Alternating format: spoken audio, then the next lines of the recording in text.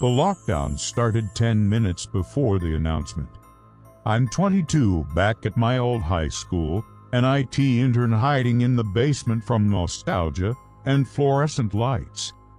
The office down here has a doorway but no door, just a rectangle of space you hope stays empty. Air conditioning hums, a small mercy. The servers blink like patient animals that know more than they let on. Ho, ho, ho! Upstairs, Friday wandered through a brand logo quiz. 3 stripes, 3 syllables, 3 reasons to stop listening. Then the intercom cracked, and the dean's voice came through with a tremor he couldn't iron out. This is not a drill. The building exhaled and never inhaled again. Power fell away like someone pinched the school's throat. Silence dropped over us tight, as if a lid had been twisted shut. Ho, ho, ho! I remembered that same silence from years ago, when we were students and hands pulled curtains across the lunchroom glass. Trays clattered to the floor. The wall of windows turned from a view into a mirror that showed how scared we looked. Rain hit the roof in for heavy booms that weren't thunder. Security hands shook while they closed the last curtain. "Is it outside?" someone asked. No one asked if it was already inside. Ho, ho, ho! In calculus, our laid-back teacher Unbreakable, immortal in the way teachers are, killed the lights and pushed us into a corner that wasn't meant for bodies. A screen combed the hallway, snagging on locker seams. Knuckles pounded metal until the lockers sang back. The door handle tested itself like a tongue testing a tooth. "Open up," said a voice that didn't belong to anyone we knew. Ho, ho, ho! The footsteps retreated. A laugh followed, ugly and almost like a cough that knew my name. The intercom returned, "Resume." Doors locked. No one leaves. The word resume felt like an apology to the minutes we had just murdered. Today it repeated. Same sentence. Same tone. Same air turning heavy. I dimmed my monitor, then my breath, then my pulse, until I felt more like a forgotten file than a person. Ho, ho, ho! The basement door at the top of the stairs screamed itself open. Footsteps came down, careful and wrong, as if the steps were teaching a stranger how to be human. I slid under the desk and folded myself into the smell of dust and warm plastic, as if I could hide inside an old machine. Someone entered the office and kept the dark. That choice, that mercy with no light, terrified me. My phone betrayed me with a soft vibration against the wood.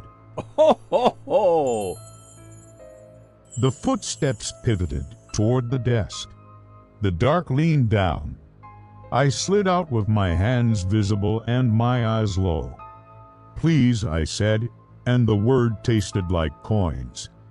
A hand hooked my sleeve and lifted me gentle, proprietary. He wore a red plaid shirt, a cap aglow, jeans wet at the cuffs. He smelled like rain and gym floor.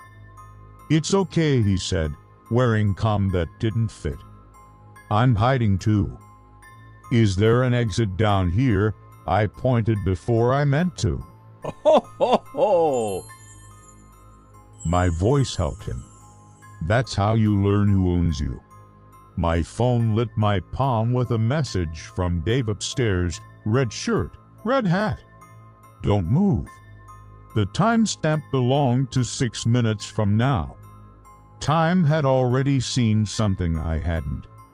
He noticed my stare. Somewhere in my head a hallway door started to rattle again. Somewhere in my mouth a whisper formed the words it practiced when we were kids. "Open up." Ho, ho, ho! There had been a house near the school where, once, a window or a warning we all called a Halloween prop because it made us feel better. The man in that window watched us like a subscription. Every story gets a costume. Sometimes it's just a red shirt. "Here for my kid," the man said, and his eyes never searched for one. A second message arrived. "Buckley's hit. Stay below." Ho, ho, ho! Murdoch Buckley, the easy laughter on Fridays, the man who once made quizzes feel like mercy. My head showed me his smile, my hand showed me the part after. The servers clicked, and a green lead on a label none of us had made began to blink. Me.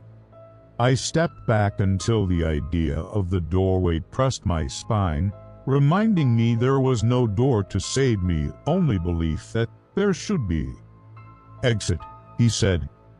Not a question, a test. Ho, ho, ho! Above us, rain tapped for metallic knocks. Safety posters upstairs promised the building would keep us safe. I believed that until the building learned my name, I moved. He threaded behind me. The space shrank to fit our decision. On the last step, light from the landing ribbed the air like fish gills. "You first," he said, using my voice perfectly, like he had practiced with my throat. Ho, ho, ho!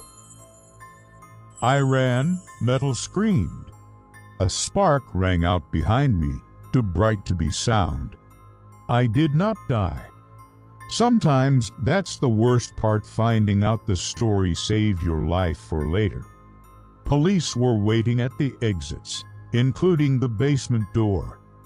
They took a man in red into a future I had already read on my screen. The intercom told us to resume. They said Mr. Buckley would live. The reason would not. Ho, ho, ho! I went back downstairs because where else would I go? The servers blinked like cats who knew a secret. The me label still pulsed where I hadn't left it. I opened the access logs, wanting numbers to fence the fear. The basement badge reader showed one entry at lockdown.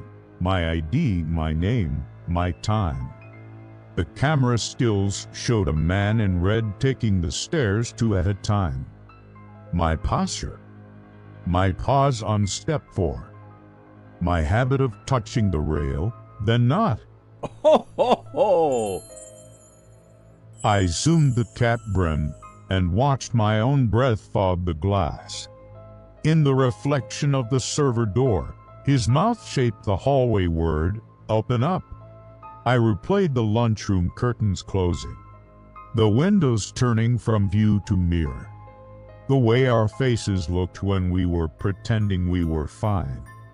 I replayed the calculus corner where we made a hiding shape with our small lives.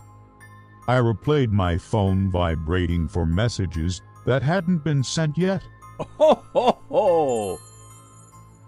The building inhaled again, lights flickered, somewhere a door practiced being a mouth.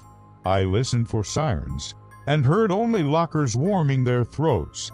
The me label blinked faster, as if answering a question I hadn't asked, on the security feed.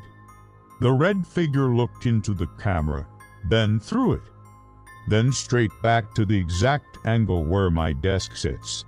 Ho, ho, ho! He lifted his hand, palm out, not a threat, just the shape of a knot that doesn't need a door.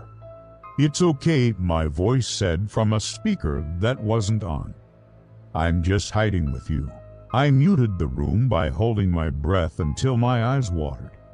Upstairs, the intercom cleared its throat for next period. No one dismissed me. No one came. The basement kept me the way a thought keeps returning. I turned my phone over. The future was typing. Ho, ho, ho! "Open up," I said to the office with no door, to the story with no end. To the person watching me from inside my face, the building inhaled. It is still inhaling. We are all going to be so very, very quiet. Ho, ho, ho!